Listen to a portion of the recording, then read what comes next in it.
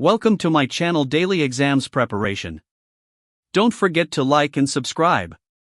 Let's dive into the topic. Which state is entered when a process has been created but is not yet ready for CPU scheduling?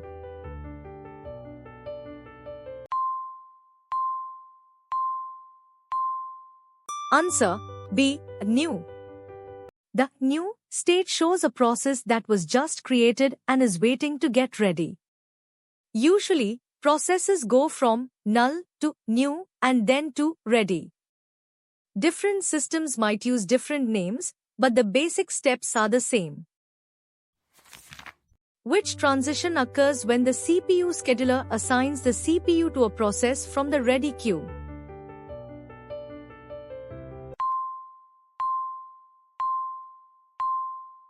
Answer B. Ready running. When the CPU is given to a process, the dispatcher moves that process from ready to running. This is an important step in managing how processes take turns. Many processes can be ready, but only one can run on a single core at a time. A process performing an I/O request typically moves from which state to which state?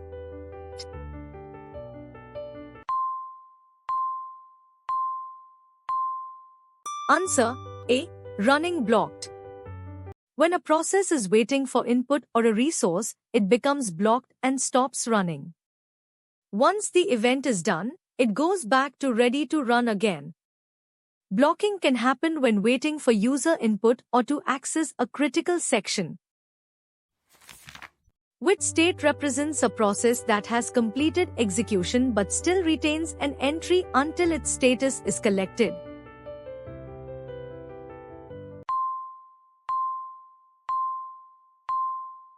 Answer A. Zombie, terminated pending wait. When a process finishes, it is called terminated. Sometimes, it stays as a zombie until the parent process checks on it. The zombie still uses up a process ID, which can cause problems if not cleaned up. This is different from the process being ready or blocked. Which set lists the classical 5-state process model?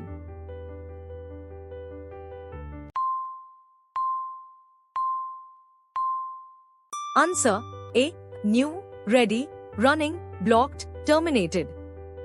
The basic model has 5 main states: new, ready, running, blocked, and terminated. Some systems also include suspend ready and suspend wait to show swapping. The system moves between these states based on events like dispatch, input-output, or time slices. In systems with virtual memory, what are additional suspended states often recognized?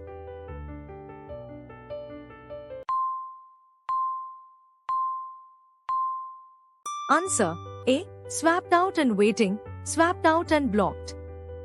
Sometimes, processes are moved to secondary storage and paused. There are 2 extra states, waiting and blocked.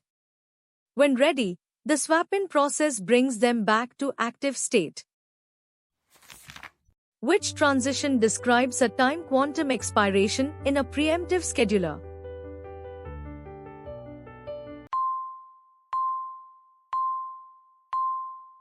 Answer A. Running ready. When a time slice ends, the running process is paused and moved back to the ready state. This helps the system share resources fairly and stay responsive. Unlike cooperative scheduling, which depends on processes to give up control voluntarily, preemption automatically takes control away when time is up. What is the primary role of the process control block, PCB?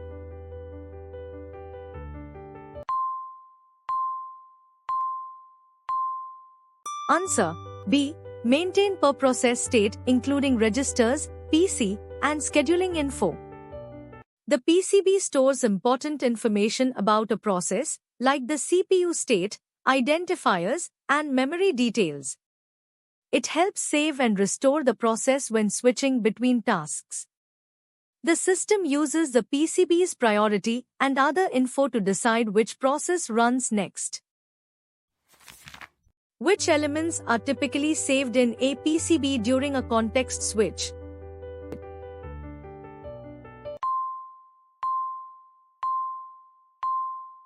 Answer B.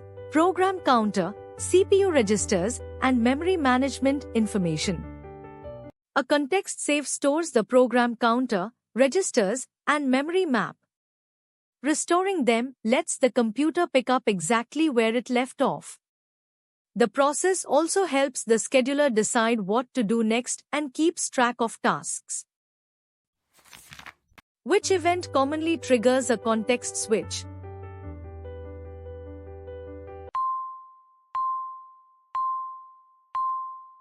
Answer B. Time quantum expiration or higher priority arrival. The system switches tasks when a time slice ends or a higher priority process arrives. It can also switch if a process needs to wait for input-output or an interrupt occurs. Sometimes, moving between user and kernel mode also causes a switch. What best defines context switching in an OS?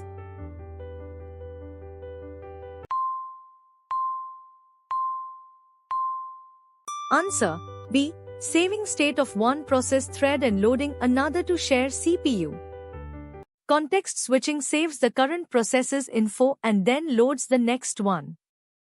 This helps a single CPU handle multiple tasks smoothly. Keeping this process quick is important so the system stays responsive. Which statement about process relationships is accurate?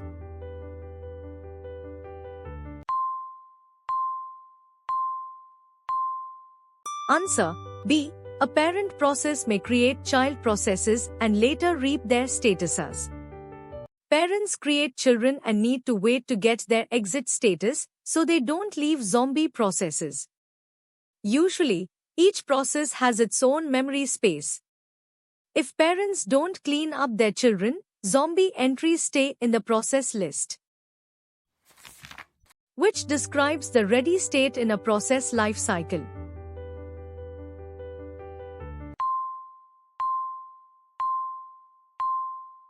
Answer B. Process loaded in memory and waiting for CPU allocation. The ready queue is where processes wait until the CPU is free. The dispatcher picks a process from this queue to run. In multiprogramming, many processes can be ready at the same time. Which is a valid transition after an event completes for a blocked process?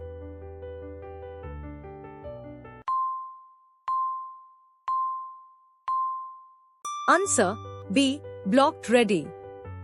When an event finishes, a process that was blocked goes back to being ready and waits for the CPU. Usually, a blocked process doesn't start running right away. It has to wait for the scheduler to assign it the CPU later. Blocking happens when a process is waiting for input-output, resources, or to stay in sync with others.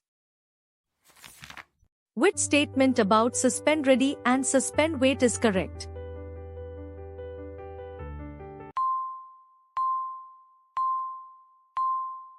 Answer B. They represent swapped out processes not resident in main memory. Systems with virtual memory can move processes to storage when needed. When a process is waiting and swapped out, it's called suspend wait. If it's ready but swapped out, it's suspend ready. Before they can run again, these processes are loaded back into memory. What is the main benefit of context switching despite its overhead?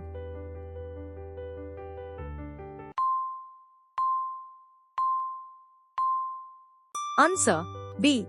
Enables multitasking by sharing CPU among processes threads. Efficient switching lets many tasks move forward at the same time. The PCB helps keep track of tasks so nothing is lost and they can start up again correctly. Switching happens when time runs out, an interrupt occurs, or the system waits for input-output. Which best defines a thread?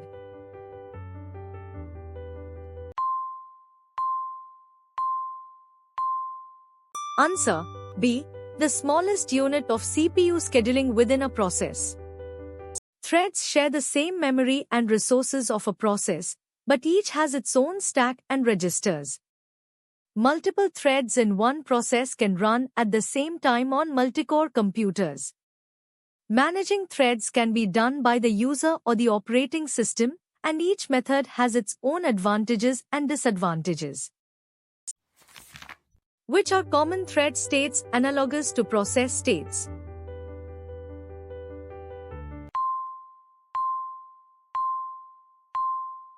Answer B. New, ready, running, waiting, blocked, terminated. Threads follow similar steps as processes, with different states for scheduling. When a thread is blocked, it waits until an event finishes, then it becomes ready again. The system can switch between threads or processes during these changes. Which is a primary benefit of multithreading within a single process?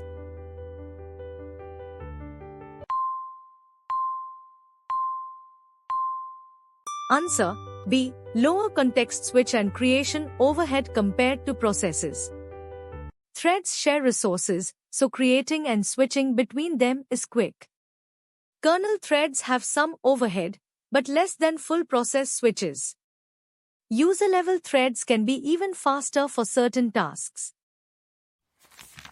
Which risk increases with multithreading due to shared address space?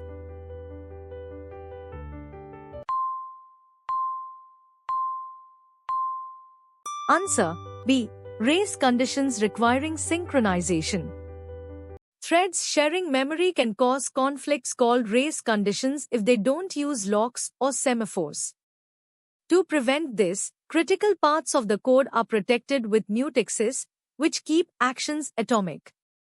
When threads wait for these locks, they become blocked and stop running until the lock is available. What defines user-level threads, ULTs, compared to kernel-level threads?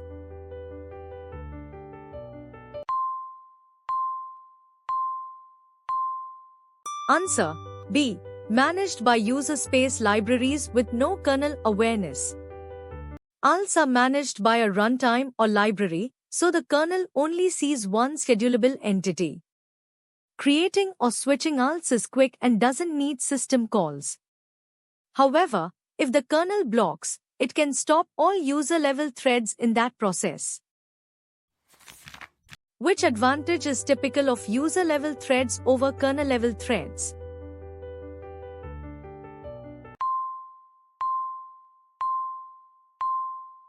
Answer B. Lower creation and switching overhead. User. Following text into a clear and short, natural narration that is easy to understand. ULTs avoid kernel involvement, making operations fast and lightweight. However, they may suffer from process-wide blocking on system calls. KLTs support better parallelism but at higher overhead. Which advantage is typical of kernel-level threads, KLTs, over user-level threads?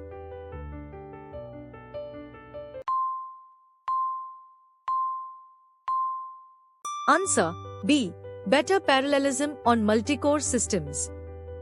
KLTs are managed by the OS kernel, which allows them to run on multiple CPU cores.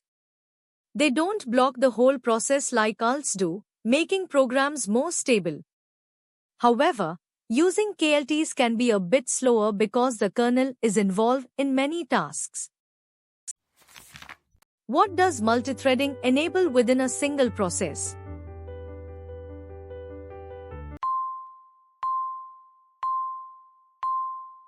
Answer B. Concurrent execution of multiple threads sharing resources. Threads share the same memory space but can run at the same time, especially on computers with multiple cores. This makes things faster and more responsive, especially when working with input-output tasks. However, it's important to carefully manage shared data to avoid problems. Which mapping model describes M-N threading?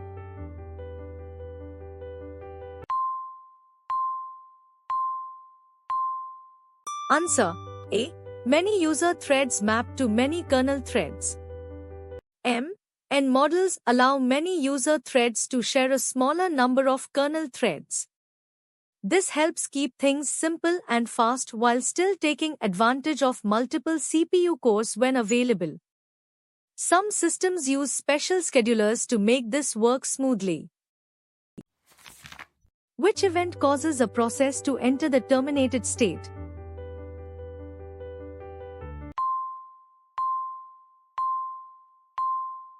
Answer A. Completion of execution or being killed. A process can end either normally or by a kill signal. After it ends, it stays as a zombie until its parent waits for it and collects its status. Once it terminates, it is no longer scheduled to run. Which statement about blocked state is correct?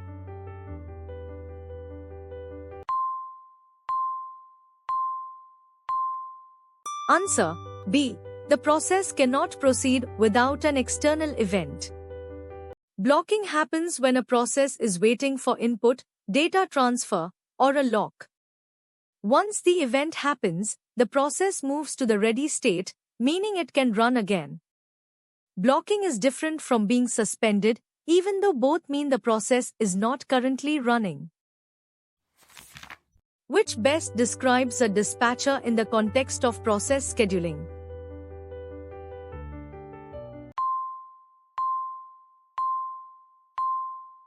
Answer B. Module that gives control of the CPU to the process selected by the scheduler. The dispatcher switches from ready to running by changing the process's context. It loads the chosen process and begins running it. Doing this quickly helps save time. Which items are commonly part of PCB memory management info?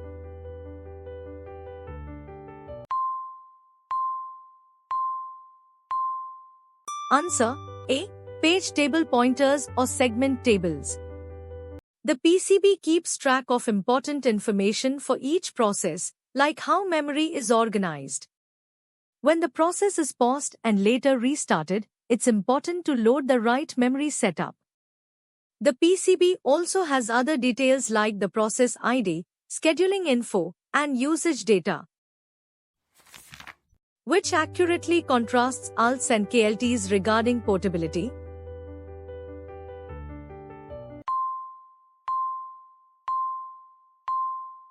Answer B. ALTs are more portable across OSes. User-level implementations can work even if the operating system doesn't support threads natively. Kernel-level methods rely on the specific features and tools of each OS. Because of this, making code work across different systems is a main goal for user-level thread libraries. Which statement about context switch triggers is true?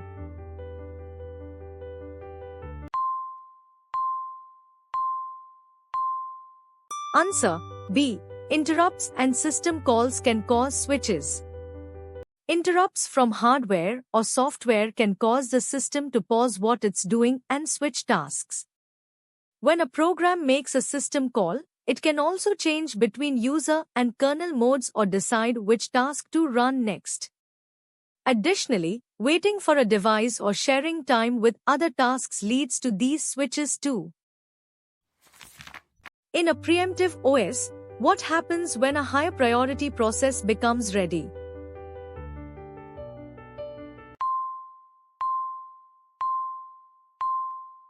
Answer B. The scheduler may preempt running process and dispatch the higher priority one. When a higher priority task arrives, it can interrupt the current one. The current task state is saved so it can be picked up later. This helps the system stay responsive and follow priorities.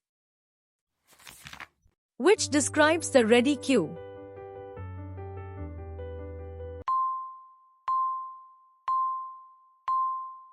Answer B. Set of processes in main memory waiting for CPU time. When processes are marked as ready, they can be sent to the CPU right away. There can be many ready processes, and the system chooses which one to run based on certain rules. Sometimes, a process is ready but paused or moved out of the main memory, meaning it's suspended and waiting to be brought back later. Which outcome can result if a parent fails to call wait on a terminated child?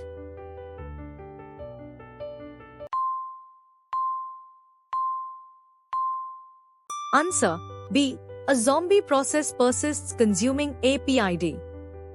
If you don't use wait, the child process stays in the process table as a zombie. This can waste some system resources. Properly reaping the process removes it completely and frees those resources. Which factor increases the overhead of context switching?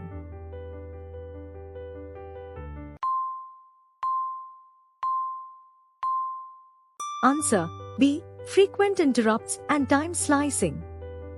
Each switch needs to save and load the context and update the scheduler.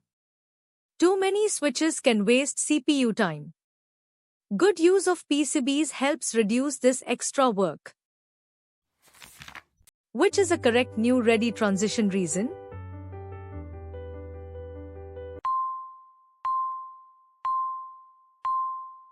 Answer B. Admission by the long-term scheduler after creation. When a process is created, it moves to the ready state once it's in memory or in the queue. From there, it can be sent to running to start execution. Admission control makes sure there aren't too many processes at once, preventing overload. Which statement about running exit is accurate?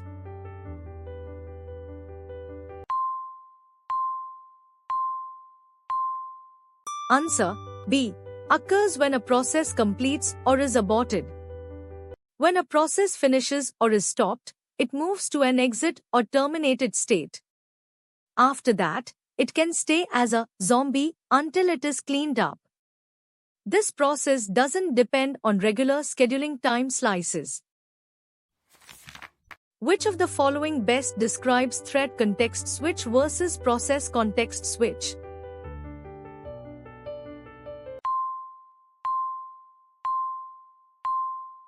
Answer A. Thread switches may avoid address space changes, reducing overhead. Threads share the same address space, so switching between them is quick and easy.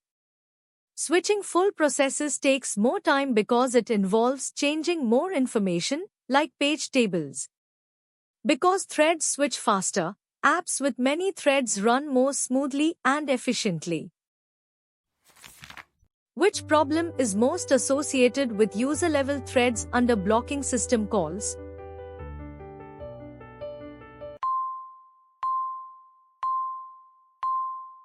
Answer B. Process-wide blocking where all ults stall. Because the kernel treats all user-level threads as one, a blocking call can stop all of them. To fix this, we can use non-blocking input-output or combine threads in different ways. Kernel-level threads don't have this problem. Which best describes the terminated state handling?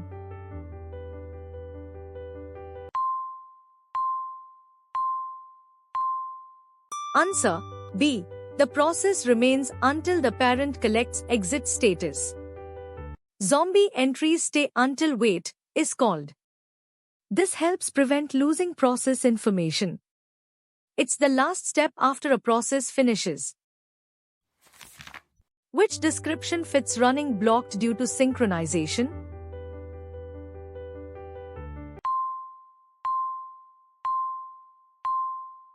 Answer B. Process waiting for a mutex or semaphore.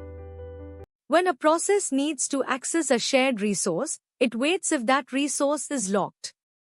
Once the lock is free, the process can continue. These waiting times are common and help keep things organized. Which of the following is a scheduler decision leading to context switch?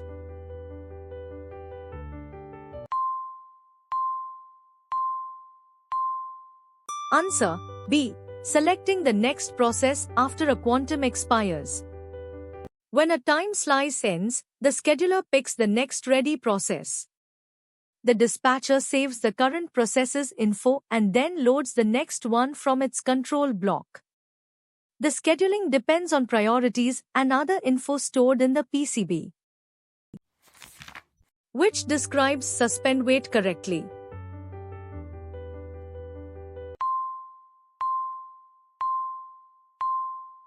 Answer B. Swapped out and waiting for an event. When a program is suspended, it gets moved to a secondary storage, like a hard drive. If it needs to wait for something, it stays blocked and swapped out. When it's ready to run again, it is swapped back in and moves to either the blocked or ready state, depending on what it needs to do. Which of these is a trigger for a user left and right arrow kernel mode transition, possibly involving a context switch?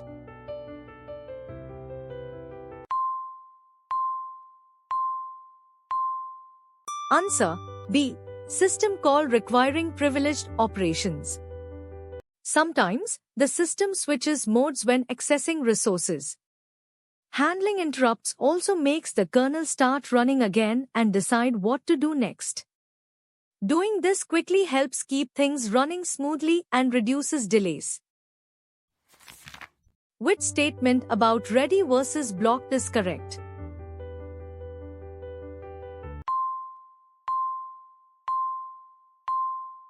Answer A. Ready processes await CPU, blocked processes await events.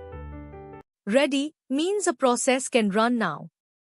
Blocked means it has to wait for something outside, like input or a task to finish. The scheduler chooses only from the ready processes to run.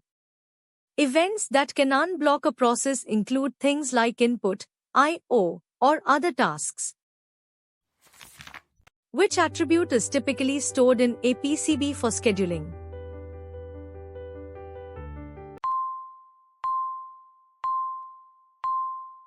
Answer A. Process priority and accounting information. The PCB keeps important info like priority, CPU time used, and other scheduling details. This helps the system decide when to pause or run processes. It works together with the saved execution data. Which model best enables both low overhead and parallelism in threading?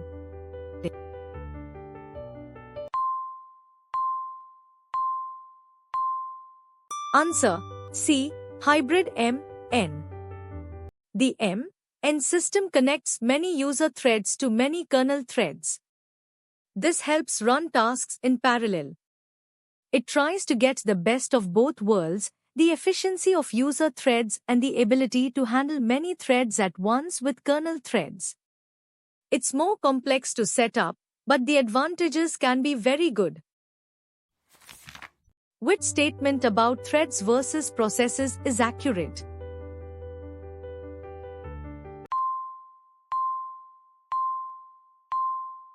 Answer C. Threads share process resources like memory and open files. Inside a process, multiple threads share the same memory and descriptors. However, each thread has its own registers and stack. Sharing helps save resources but means threads need to work together carefully to stay in sync. Which is a direct cost of context switching?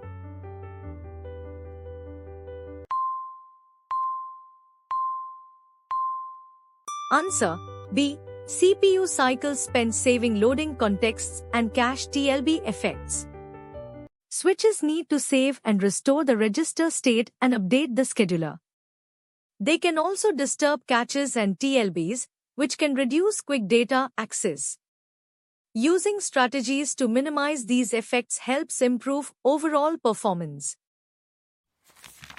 Thanks for watching and your support. Comment your score, please like, share, and subscribe for more videos.